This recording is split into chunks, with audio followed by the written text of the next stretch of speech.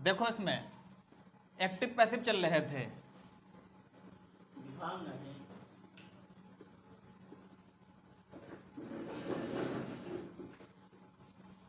Active और passive में जो इसमें हम लोग फ्यूचर इंडेफिनिट के पढ़ रहे थे कि अगर हमारा फ्यूचर इंडेफिनिट का वाक्य एक्टिव वॉइस में दिया गया हो, अगर हमारा सेंटेंस जो फ्यूचर इंडेफिनिट का है वो हमारा एक्टिव वॉइस में दिया गया है, तो उसको पैसिव वॉइस में हम लोग कैसे चेंज करेंगे।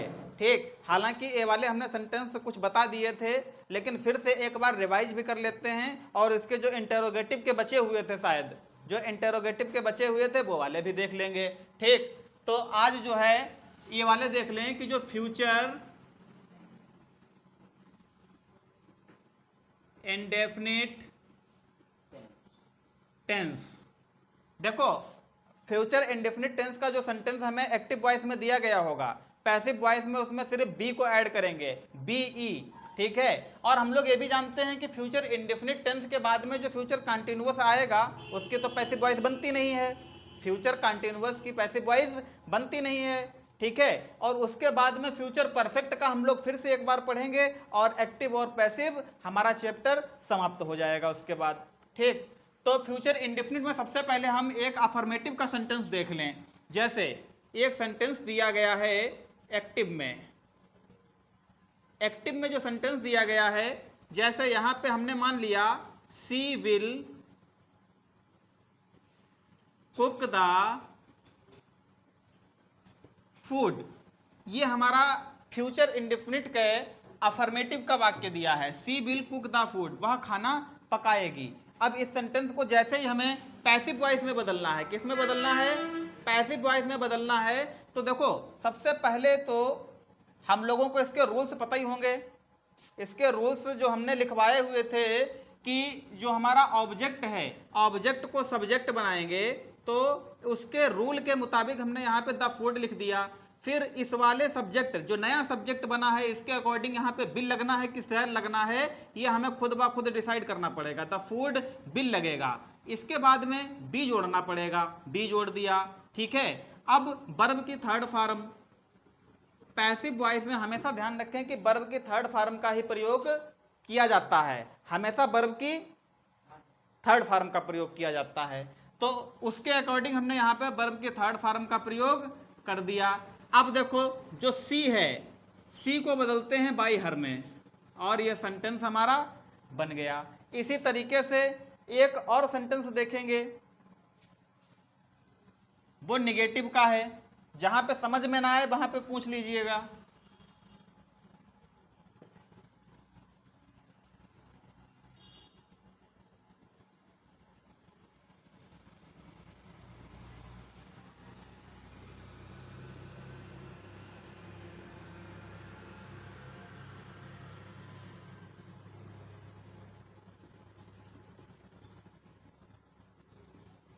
You will not help me, तुम मेरी मदद नहीं करोगे, तुम मेरी मदद नहीं करोगे। तो यहाँ पे जरा देखिए, इसको पैसिव वॉइस में जब हम बनाएंगे तो फिर कैसे बनाएंगे। सबसे पहले जो हमारा ऑब्जेक्ट दिया गया है मी, इसको सब्जेक्ट बना लो। तो बताओ मी का सब्जेक्ट जब बनाएंगे तो क्या होगा, मी का सब्जेक्टिव केस क्या होता है, आई होता है। तो यहाँ पे हमने आई लिख लिया। अब देखो इसके बाद में सहायक क्रिया जो हमारी चल रही है वो विल बी और सेल भी चल रही है। क्या चल रही है, पैसिव वॉइस में बनाते समय विल बी और सेल भी चल रही है। तो हम जानते हैं कि आई के साथ में बताओ विल भी लगाना उचित रहेगा कि सेल भी लगाना रहेगा सही।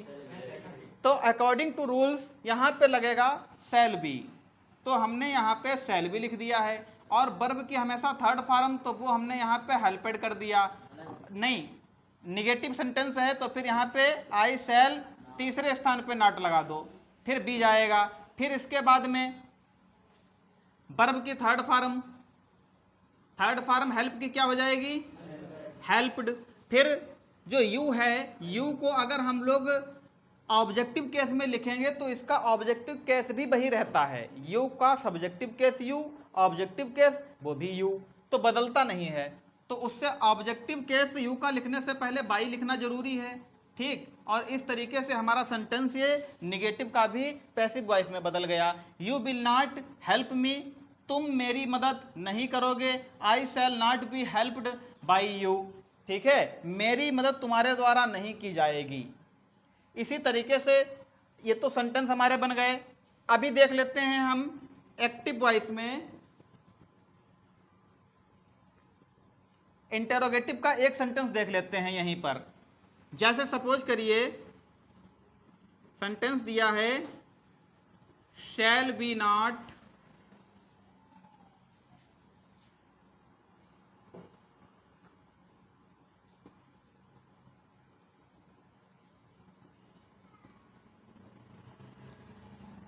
Shall be not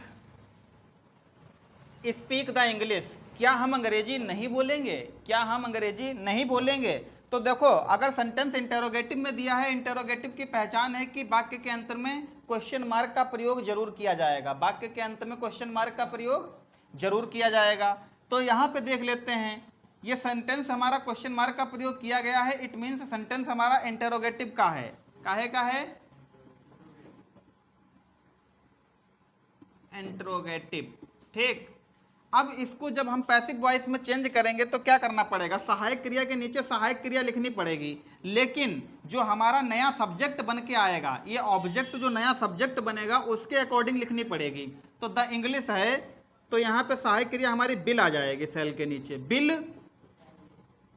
the English, will the English. अगर नॉट है तो तीसरे स्थान पे नॉट, विल लग गया, द इंग्लिश हो गया, नॉट लगा दो। इसके बाद में हमें बी तो लगाना जरूरी है, जो हमारे सहायक क्रिया के साथ में पैसिव वॉइस में हम लोग लगाते हुए आए हैं, bill the English, not be. अब देखो वर्ब की थर्ड फॉर्म क्या हो जाएगा? स्पीक की थर्ड फॉर्म स्पोकन। फिर ये जो बी दिया था हमारा सब्जेक्ट, इसको जब हम चेंज करेंगे ऑब्जेक्टिव केस में ले जाएंगे तो इसका हो जाएगा अस। ठीक है, और क्वेश्चन मार्क लगा देंगे। कोई दिक्कत किसी प्रकार की? ठीक है, ठीक। क्या चीज?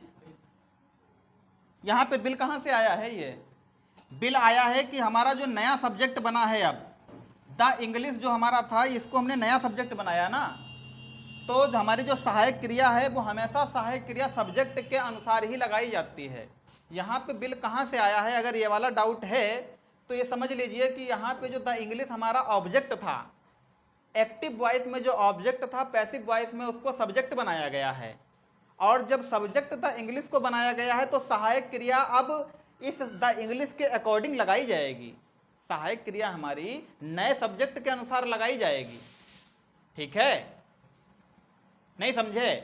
अभी बताओ, अभी तुम्हें अंग्रेजी कौन पढ़ा रहा है? अपने टीचर का नाम बताओ अंग्रेजी वाले का। विपिन सर पढ़ा रहे हैं। तो विपिन सर जो बताएंगे अंग्रेजी में, जो रूल्स लिखवाएंगे वही लिखोगे ना। अब कल को अगर राबेद सर पढ़ाने लगेंगे या नसरत सर पढ़ाने लगेंगे या कोई दूसरा टीचर आ जाएगा तो उसको फॉलो करोगे। यहाँ पे जो था ये सेल इसलिए आया क्योंकि सब्जेक्ट हमारा बी था, बी के अकॉर्डिंग सेल लगा था। यहाँ पे हमारा सब्जेक्ट द इंग्लिश आ गया है, तो सहायक क्रिया अब इस वाले सब्जेक्ट के अनुसार लगेगी जो ये वाला सब्जेक्ट कहेगा। ये वाला सब्जेक्ट कह रहा है कि सहायक क्रिया हमारे साथ में बिल आएगी, क्योंकि आई और वी, क्या आई और वी, ये सब्जेक्ट होने पर सहायक क्रिया हम लोग सेल का प्रयोग करते हैं। अगर कोई अदर है, अदर मतलब आई और बी को छोड़कर, तो फिर क्या लगाते हैं? बिल लगाते हैं। कोई दिक्कत? अब बताओ, यहाँ पे ये अदर सब्जेक्ट ही तो है। द इंग्लिश जो है ये आई है क्या? नहीं है। बी है क्या? नहीं है। इसकी गिनती अदर सब्जेक्ट में आएगी। अदर सब्जेक्ट कोई भी हो सकता है, तो उसके हिसाब से यहाँ पे बिल लगाया गया है। Very simple. ठीक है, तो यही बात है। अब एक सेंटेंस और देख लेंगे बस। लास्ट देखो, जो सेकंड टाइप का इंटेरोगेटिव सेंटेंस होता है, सेकंड टाइप, उसको हम लोग एक सेंटेंस को बनाकर देख लें बस। देखो,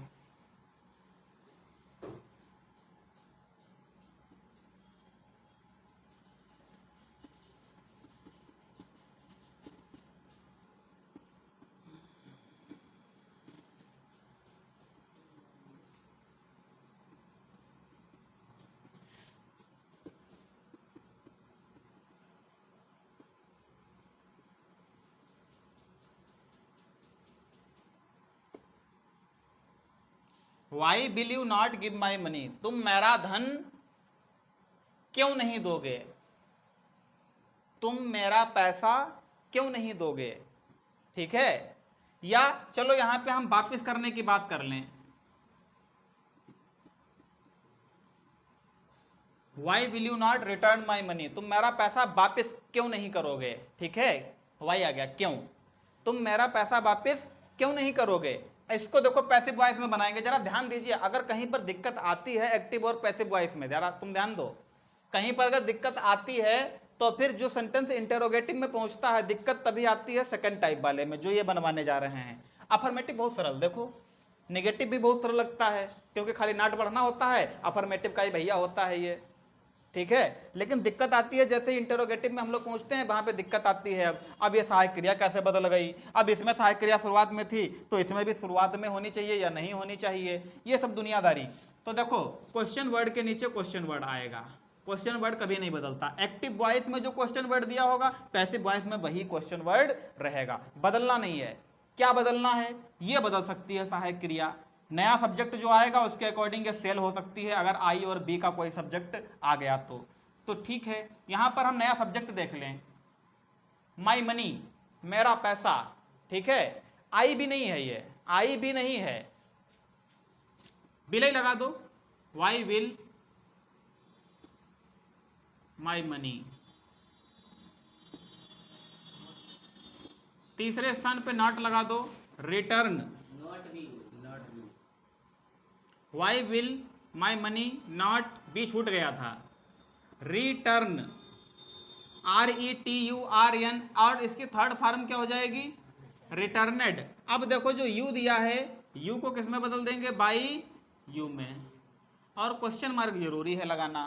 तो why will my money not be returned by you. तो इस तरीके से जो हमारे फ्यूचर इंडेफिनिट के सेंटेंस थे, फ्यूचर इंडेफिनिट टेंस में जो हमारे 4 प्रकार के मिलते हैं, 4 प्रकार क्या क्या, वैसे 3 ही प्रकार के होते हैं, अफर्मेटिव, निगेटिव और इंटेरोगेटिव। इंटेरोगेटिव 2 तरीके के हो गए हमारे, फर्स्ट टाइप ये वाला हो गया है और सेकंड टाइप, ठीक। जो 2 तरीके के हो गए हैं उनको तो कुल मिला के सेंटेंस हमने 4 यहाँ पे बनवा दिए हैं। 4 सेंटेंस में कोई भी सेंटेंस नहीं छूटा, अफर्मेटिव का भी हो गया, नेगेटिव का भी हो गया, और जो इंटेरोगेटिव हमारे 2 तरीके के होते हैं वो भी हमने बता दिए हैं कि अगर एक्टिव वॉइस में इस तरीके का वाक्य दिया हो जो हमारा फ्यूचर इंडेफिनिट टेंस से बिलोंग कर रहा हो तो उसको पैसिव वॉइस में हम लोग कैसे बदलेंगे, ये बात हमने यहाँ पे पूरा विस्तारित रूप से इस वीडियो के माध्यम से बता दिया है, ठीक है। अगले वीडियो में देखेंगे कि फ्यूचर कंटिन्यूअस बनेगा नहीं तो फ्यूचर परफेक्ट पढ़ेंगे फिर, ठीक है। और फ्यूचर परफेक्ट कंटिन्यूअस फिर नहीं बनता है वो, तो फ्यूचर परफेक्ट जो टेंस है वो हमें बस इसमें बचा है आगे पढ़ने के लिए। फ्यूचर परफेक्ट टेंस अगले वीडियो में लेके आएंगे, वो देख लेंगे, ठीक।